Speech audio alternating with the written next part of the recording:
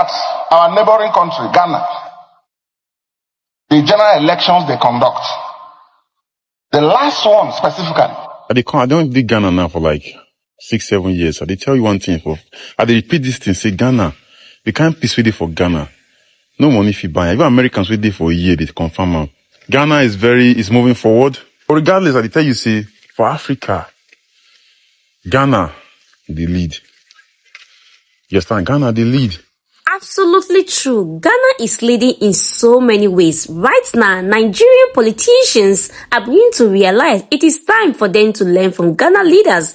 And Nigerians who are living in Ghana share the reasons why Ghana is leading in so many ways and other videos of Ghanaians and Nigerians. Let's take a look at these videos. And please, do not forget to like the video, share and subscribe. I'll be back to throw more light on it. Look at our neighboring country, Ghana. The general elections they conduct. The last one specifically. Presidential election. No litigation. Even before the final vote, the tally was counted to address the issues that have been speculated, rightly or wrongly, so that you can from now build a foundation of integrity and confidence on the people. Somebody tell me, say, why we say I know they get anything good to talk about Nigeria? I be Nigerian, no. I be pure Nigerian, 100% Nigerian. My father a Nigerian, my mother a Nigerian. I grew up for Nigeria until I became the age of 23, 24 before I leave Nigeria. And every now and then, I dey go Nigeria, I dey come back. You see, if person see truth, no talk am. You see, you no go really affect you, but go affect people wey dey around you. You understand? I don't do Ghana now for like 6-7 years. I dey tell you one thing I dey repeat this thing, say Ghana. We can't peace with it for Ghana. No money if you buy. Even Americans with it for a year, they confirm. Americans go leave their own country where they will do work from home. They can't stay, can't live for here. One thing for respect about Ghanaians, we say, no matter how hard the country they did, Ghanaians no they ever deny say they not be Ghanaian. Ghanaians go always stand to the right, say I be Ghanaian. But if I come across my own Nigerian brothers for outside Nigeria, they go deny and say I not be Nigerian. They say me I'm not the Nigerian. They go deny they not be Nigerian. If you go Ghana, for this street now, if our car pass 2-3 streets, go see a Ghana flag there for one of the streets. But for Nigeria, for where? Nobody is proud of the flag. I'm not saying everybody in Nigeria is not part of Nigeria, but majority of the Nigerians are not part of Nigeria. Everybody one japa. Meanwhile, like, I won't go America before. See, America. Now, I don't change my mind.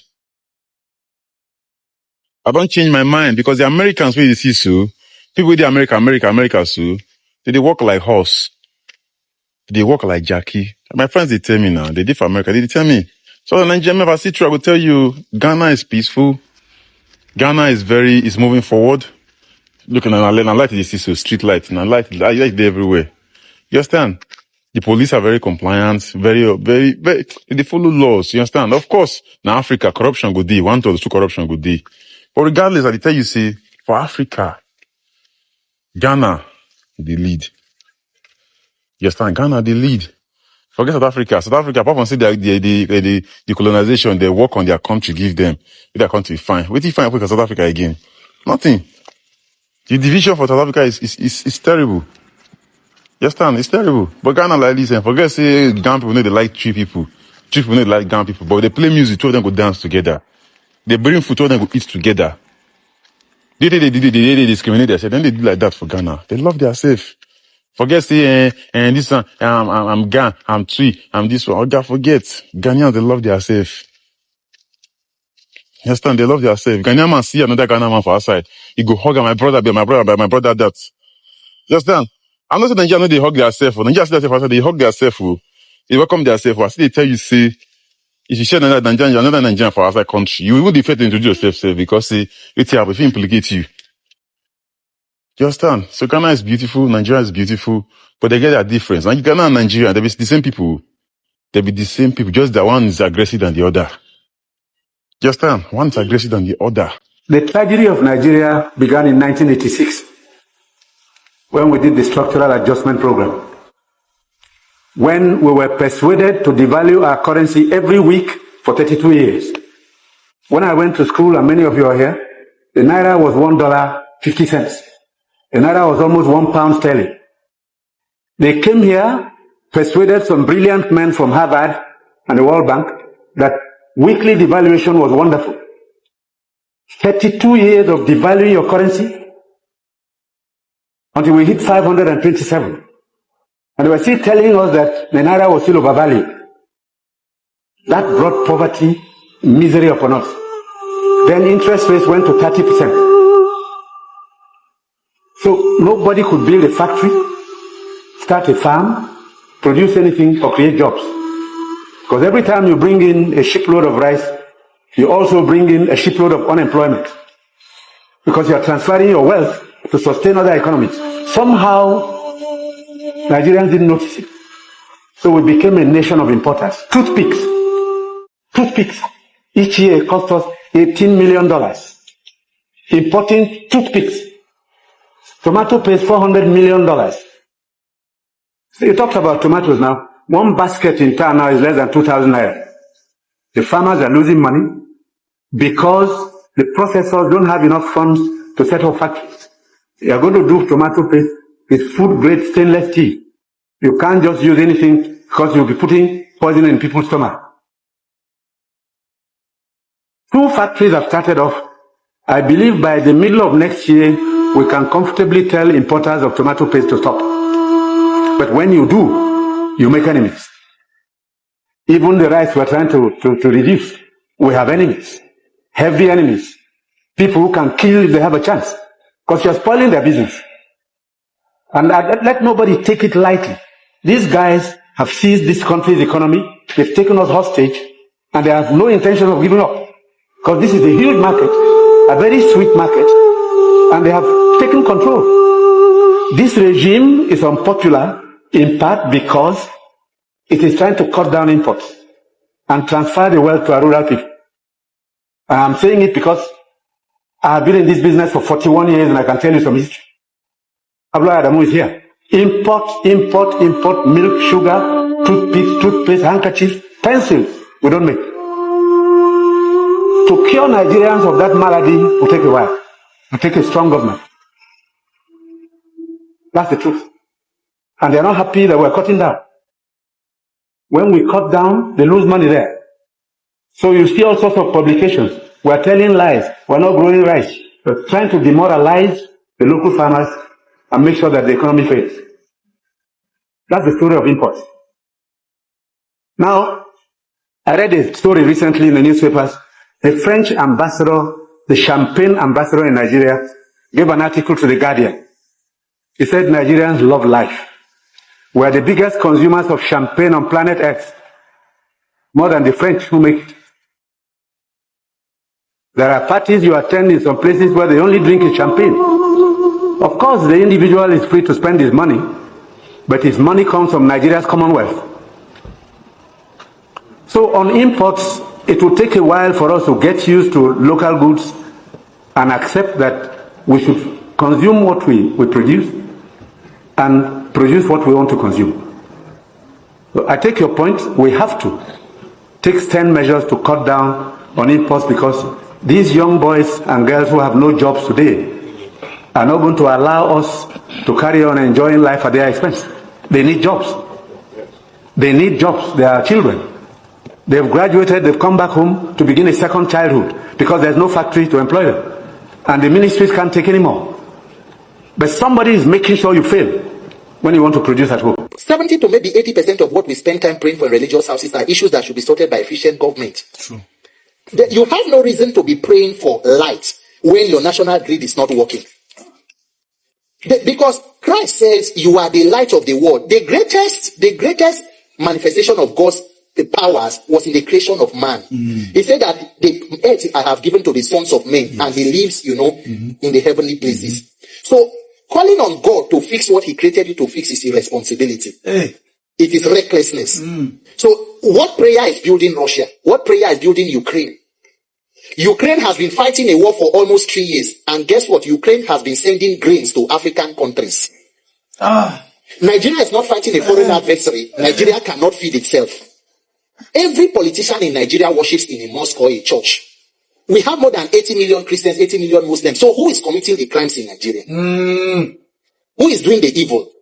There is something wrong with what we are professing and what we are practicing. There is a disconnect.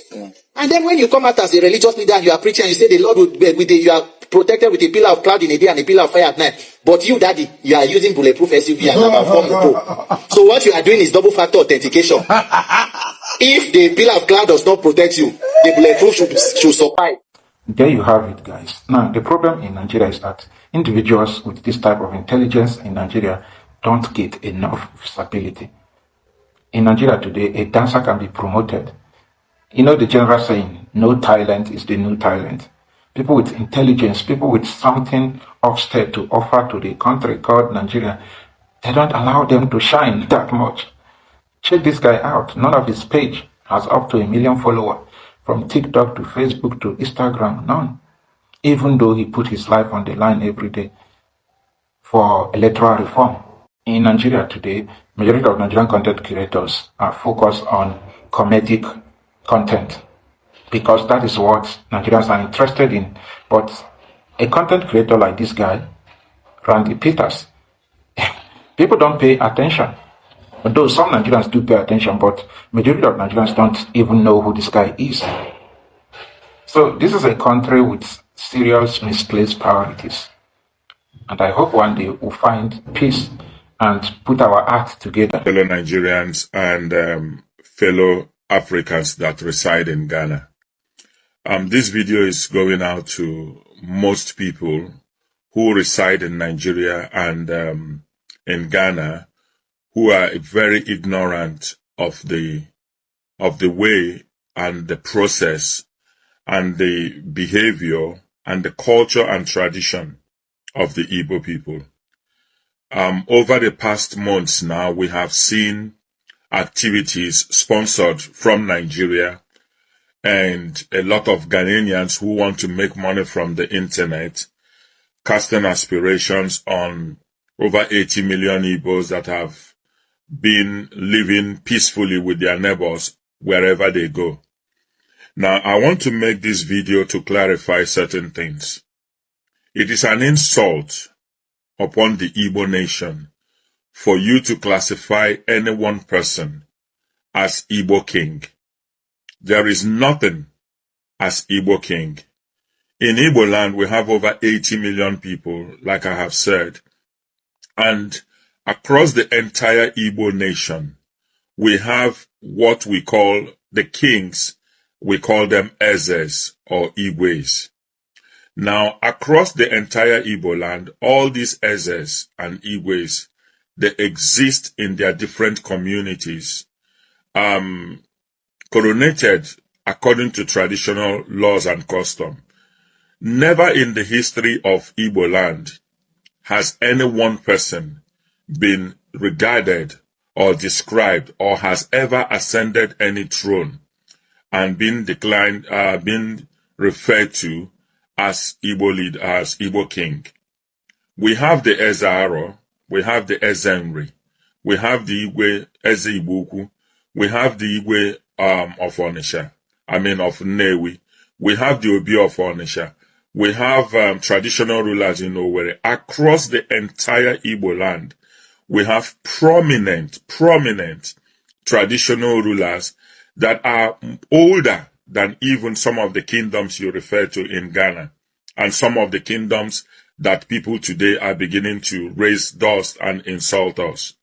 Now, we expect every Igbo person, wherever they reside, to respect the laws and culture and tradition of every person, the norms and values in the societies where they go to. It is an aberration and an insult upon the Igbo nation for any one person to refer to himself as Ezendi Igbo. I will give you a typical example. I come from the Aro Kingdom. The only person, the only traditional institution that I recognize as an Aro person is the Eze Aro and the Eze Arondizog, where I come from. Now, no one person can confer on himself the title of Ezendi Igbo. The Igbo people are a race, we are a nation, and no one king has ever ruled the Igbo nation. I stand to be corrected.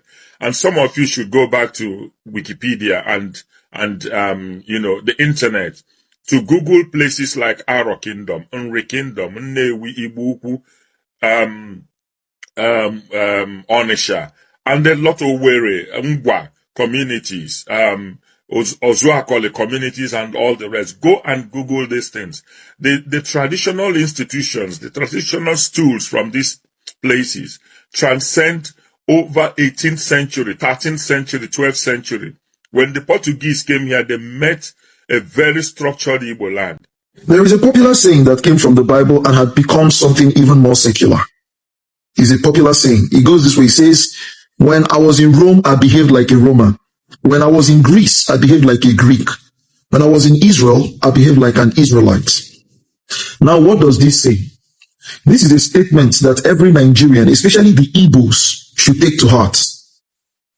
No, I understand. I understand really that our insanity program as Nigerians and as Igbos had gone so high. But the truth is that when we begin to get resistance or Ghanaian resistance for our insanity, we begin to complain and then we target xenophobia. We begin to play victims.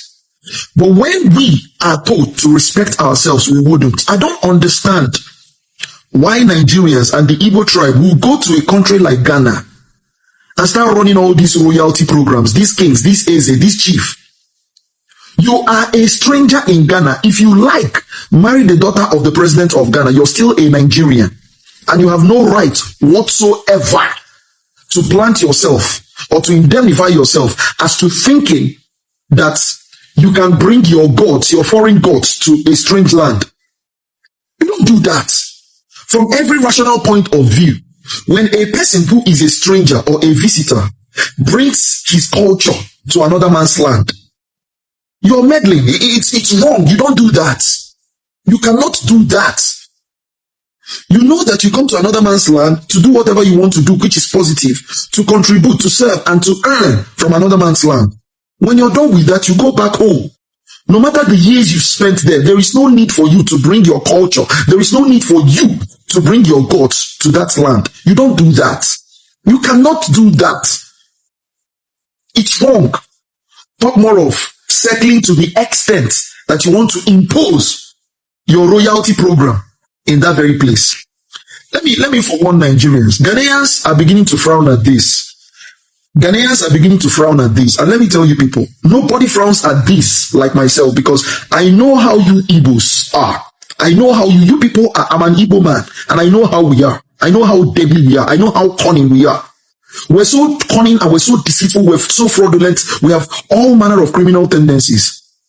But when these things are being reacted to with violence, because the things we do can only instigate violence. But when that violence comes, we begin to play victims. This was exactly what we started doing in South Africa. A word is enough for the wise. A word is enough for the wise. Take notes and take lessons or fall where you stand. It's very simple. Exactly. Very, very simple. Some things I don't like about Nigerians is the fact that the things they dish out to other Africans, they cannot receive it back. For example, this issue of Igbo king that has been going on for the past 4 months, if not more, Nigerians cannot take it in their country. No Igbo man will allow any Africans to come to his country to come and build a kingdom. In fact, let's not even go to other Africans. No Igbo man will let any other tribes in Nigeria to build a kingdom in their land, or even have the intention to want to build a kingdom in their land. So let's be honest, why would Nigerians feel that they can go to any other country to misbehave? Why? Learn to respect your host country. Let's just try to put ourselves in a place that we will not go to other country be embarrassing ourselves.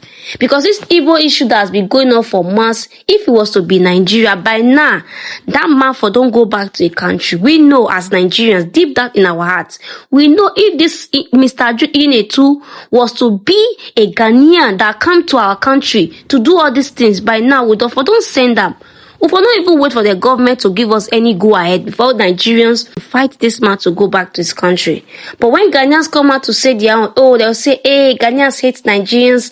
Ghanaians want to do xenophobic. We are one Africa. Then Nigerians will say something. Oh, they are our neighboring country. How Ghanaians are our neighboring country? There are a lot of countries we share boundaries with. Nigerians will not call those one their neighboring country. But when they are doing evil to Ghanaians, they will remember that, oh, we are one Africans. They are our neighboring country. country. Nigerians, we really need to change our ways and our behavior. And this video of this Nigeria brother caused my muzzle sharing the things he love about Ghana and how he feel that Ghana is leading in Africa. I must tell you, yes, I want the Ghanaian leaders, the president, to do more for Ghanaians. But truth to be told, the leaders are really trying. I am a Nigerian who live in Ghana, so I know what I am saying. The leaders are working so hard to make Ghana a better place for both Ghanaians and foreigners living in the country. So I wish my Nigeria leader will also at least learn some things to also impart and do in our country, Nigeria. But in all of this, I would love to see your comments on the comment section of what you also think of this video. And please, at this point, if you have not liked this video, please do more by liking the video and don't forget to share so that more people can see this video. And please, if this is the first time you're coming across this channel, please do not make it your last by subscribing. And if you're a returning subscriber, thank you so much for always coming back to the channel. And I will see you in my next video. Bye for now and stay blessed.